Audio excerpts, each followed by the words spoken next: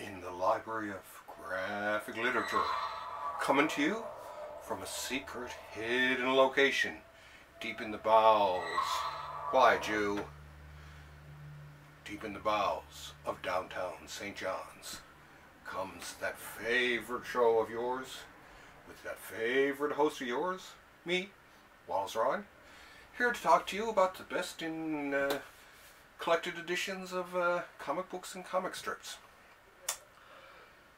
So, what's the mad librarian here up to this week? Well, several things. Let's get rid of the old box there. Razor blade at hand for at least one book anyway. What do we have this week? What do we have this week here? Oh, like my Mazzucchelli Batman t-shirt. Very cool. Hang on a second. Cup of tea. I know it's a beat up old cup, but it's kind of becoming like a favorite of mine.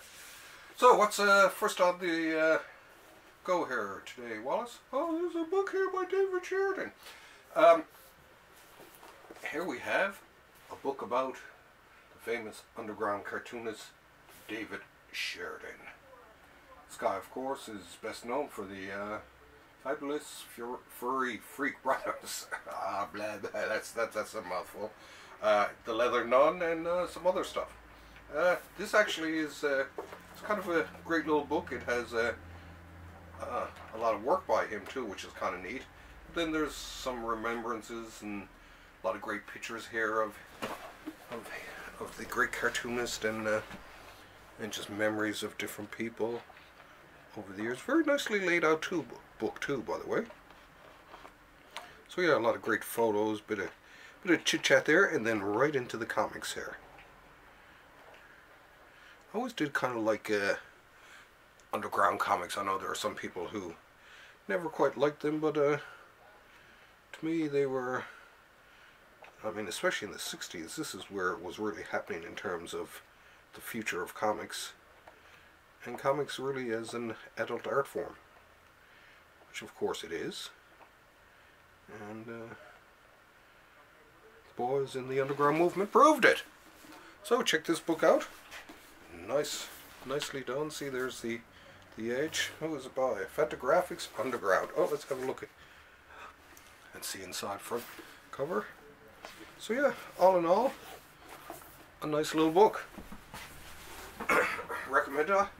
Fantagraphics does some great books too, by the way. I can't say enough about those folks. I've been a Fantagraphics fan since the start. Jeez, I can't even remember which was the first Fantagraphics comic I bought. Possibly ILOGL. Pretty cool comic.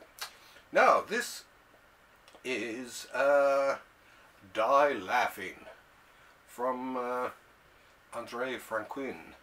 And as it says here, he's a Belgian cartoonist, best known in the US for Marsupialiamo, a cartoon animal whose adventures, some of which were animated by Disney, are meant to entertain children.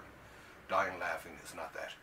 So yeah, this, listen to that crack. I love the crack of a brand new book. Well, okay, this actually appears to be familiar to me. I haven't seen this book before, but just having a look at it here now, it actually does seem quite familiar. And I can't even think of where I've seen it too. But yeah, for those of you who are into say some foreign stuff, there's some this is definitely something to pick up. Let me have a quick look here at this cartoon. Yes, definitely. I just read one of the cartoons. So actually, it is funny, and it takes. And if I laugh at it, it has to be funny. I've been on this earth for over 5 decades, so it really does take something very funny to get me to laugh. Some people say I have a sick sense of humor, or a very black sense of humor, but there's something funny about life in general. So yeah, this black and white little book here from the fine folks at, once again, Fantagraphics. 2 in a row so far. Not bad, boys. 3 in a row. Bang, bang, bang, bang. And this one is Blackbird Days, Manuel Fior. I actually read a couple of these, a little bit of this when I was down at the shop there today, and I have to say, they're really neat. There are a couple of little stories here. They're all short stories, it seems to be, but they're all I flipped through, like I said, I read one there and just had a look and read bits of other ones, and there's something else. So this is another one I will have to recommend. I've had a read of it, and it is good. Well, let you folks have a closer look. Let you decide. Okay. I know if this is. So and the neat thing is they're all kind of slightly different from each other too, which I like. I like an artist who can change, like Mazzucchelli, according to my t-shirt here. I'm a big fan of Mazzucchelli, but I liked his Asterios Polyp. It was so radically different from what he'd done before. So I like to see artists who can stretch and move around like that. So yeah, this is a wordless one. Very cool. I'm not going to show you the ending because I don't want to give it away for you. But definitely, I recommend this one too. So hey, Fantagraphics, 3 in a row for you folks. Let's stop for a tea break here.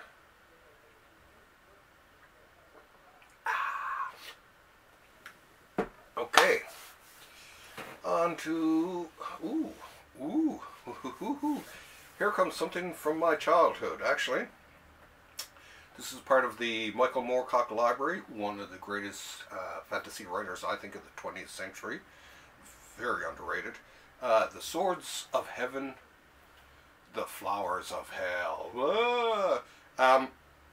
This came out, I actually bought this, and I think I still have it somewhere here in the library. I think it's over in that area behind the camera. I was a huge Howard Chaykin fan when I was growing up. In the late 70s, I loved everything from Empire to, I think he did The Star Is My Destination, Starbuck. Everything he did seemed to be gold to me. I loved his painting technique, but his storytelling and all that was just so raw and he just something beautiful and lush about his art. His art is just, he's unlike anyone. When I was growing up, he was unlike anyone else out there. He was really the angry young man, I guess, of comics at the time, and I hope he's still, well, he still appears to be. And Moorcock, I mean, Chaykin is an artist, like I say, for me, that just influenced me from then on. Especially his American flag. I liked his American flag. I even got a copy of his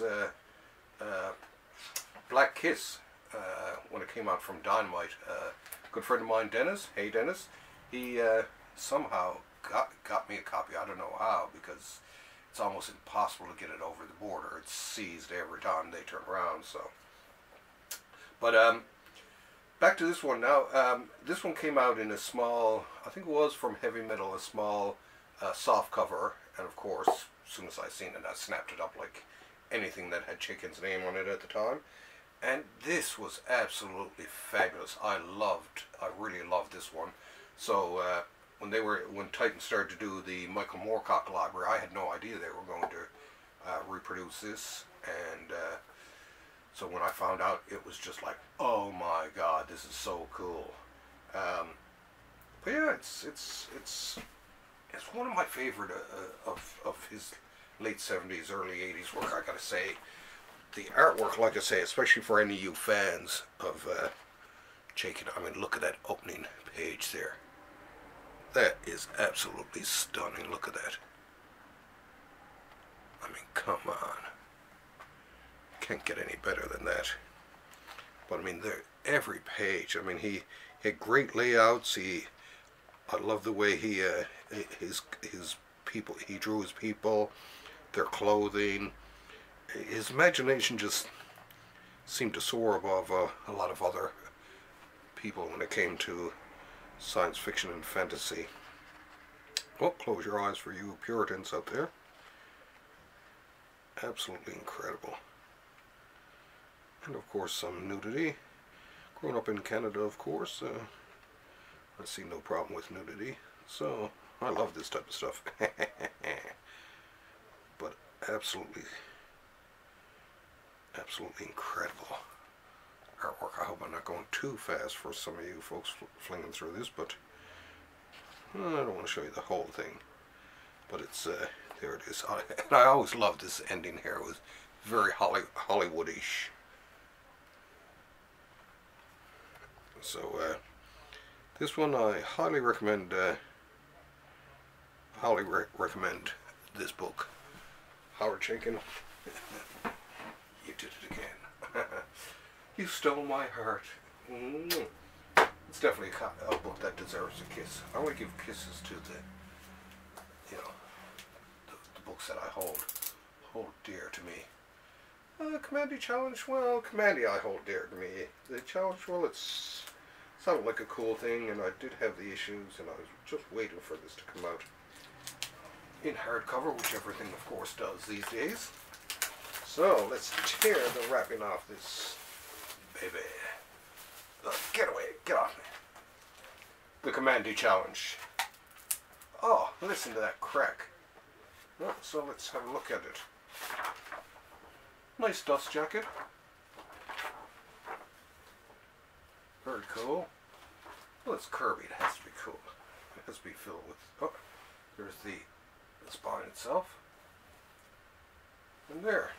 But what was cool about this thing is that each issue had a different team on it.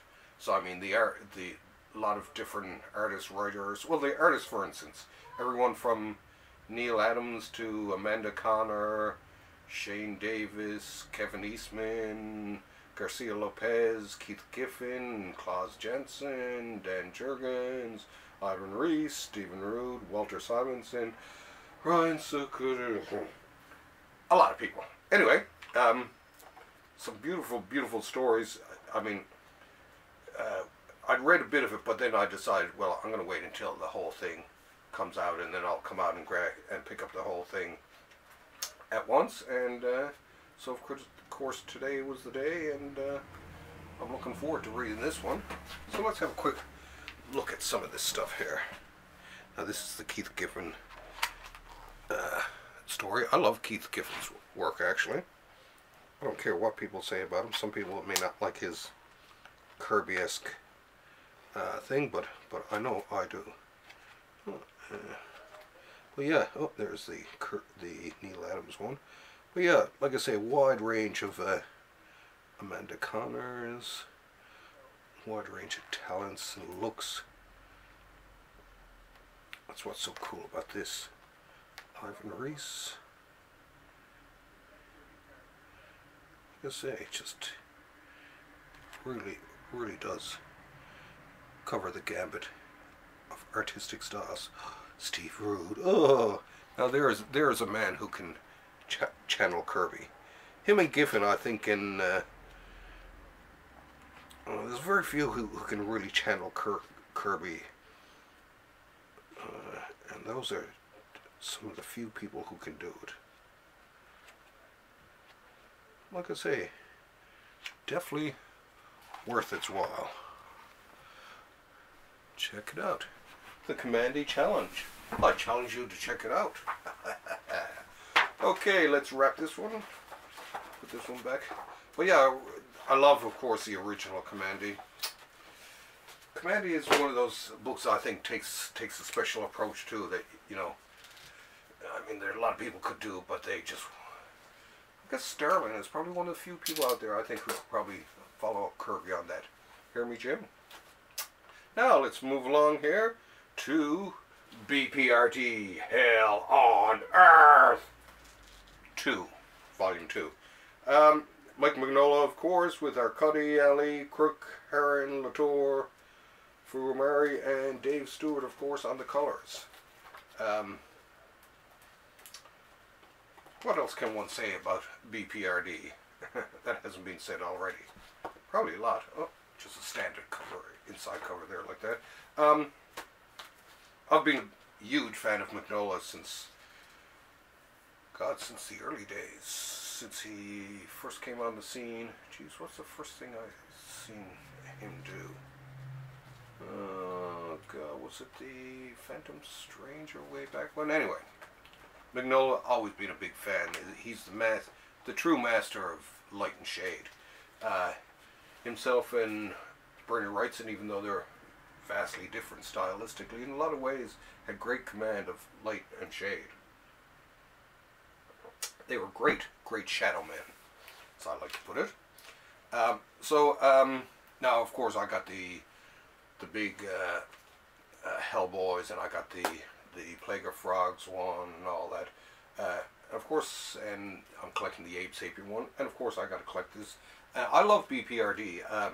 For a spin-off comic, it has to be one of the best spin-offs I think of any comic series that I can think of in terms of spinning off characters.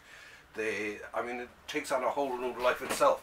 Now, of course, these stories I'm not as familiar with because I'm still reading the first volume of this, but I'm looking forward to reading it at some point. These are great stories. MIGNOLA is a great storyteller. He has great imagination. Love his dialogue. Very and just the pace. He's great at pacing. This is definitely one man who knows how to tell a story. I find I can read a MIGNOLA book from front to back and never have a single question. I love these sketches and all the extras that you find in the back of these. Oh, look at that. I mean, look at that. There's the master himself. Come on. Mike, you're just too damn good. You're hurting me. You're killing me. You're killing me. That one deserves a kiss, because that's top notch. Oh. And now, last and certainly not least, just had to have a sit there. And this is for you, Ross, by the way, from the fine folks at Boom Studio. Ta-da! Ta-da! The Planet of the Apes Archive, Volume 3, Quest for the Planet of the Apes. I never did read the magazines when I was a kid. I was too busy with the Savage Sword of Conan and all the other ones. But I mean, I've heard a lot of people who actually really liked the magazine, thought some of it was actually quite good. I've even heard some people say that they liked it even better than the movies. But when I heard that Boom was releasing them, it was just like, I have to have these, right? So I've gone out and well, at least we're up to Volume 3. I got them up to Volume 3. These, of course, these were the Marvel black and white magazines, so of course, as you can see, it's all black and white artwork. I really liked the Marvel magazines. Huge fan of all the Marvel magazines. Oh, bit of Akela. I can tell Akela a mile away. Absolutely wonderful artwork. But yeah, I was a huge fan of all the Marvel magazines, the Curtis magazines, as some of us call them. I mean, they were a little bit more mature, than the comics, and they could show a little bit more skin than the average comic, and they could also have, you know, stories and all that were a little bit above the common fare at the time. So that's why I like the Marvel magazines, and I'm actually going to enjoy reading these because it's sort of, in some ways, it's sort of going back a few years, just capturing something that it's almost like something I left behind in my childhood. Oh, what a week, what a week. It's been two in the Library of Graphic Literature shows in 1 week. I find these kind of draining. No, I don't. I find them very enjoyable. Oh, by the way, I was asked to give the spinner a spin. Spin! I have some cool stuff in here like Captain Marvel number 17. They're all in pretty rough shape. Metal Men number 47. Living Vampire. Oh, Plop Comics. Adam and the Hawkman number 41. Knight Rider. The new Wonder Woman, which I'm excited to see the omnibus coming out. One of my few comics I have left from when I was a kid, OMAC. Oh, and one of my favorite first issue special. This is another one from my collection. Number 9, the famous Walt Simonson Dr. Fate issue. Absolutely stunning, stunning. One of my favorite comics of all time. But yeah, some really cool stuff on this. So I told him I can't remember who mentioned this to me now, but I said, I'll give it a spin. I love to hear that squeaking. Oh, it's rubbing a bit against the my couch here. Now let's see. Isn't that wonderful? Brings back a lot of memories. Oh, so I guess that's it for this week. Can't think of anything else. Don't want this to run too long. Oh, of course, congratulations to DC and to Superman on Action Comics number 1000. I know when they came into our local store here, Downtown Comics, the most easterly comic book store in North America, and surely one of the finest, it flew off the racks. Flew off the racks. Like Superman himself. Anyway, I think that's about it. I'm going to put this away. I'm going to start uploading this now, and I'm going to go and watch the hockey game. For you hockey fans out there, I'm a big hockey fan myself, and you're saying, I wonder what his team is. Well, I'm not sure if I'll say out loud, Boston Bruins, but I'm looking forward to a good playoffs this year. In amongst my reading of comics, of course. Anyway, that's all for this week. Please go out and buy yourself a comic book or a collected comic, a book, softcover or hardcover. Give comics a chance. Yes, yeah. Are you going to summon a boom tube for me? Oh, there it is. Look at the size of that boom tube. See you, folks. Love you. Bye. Whoa!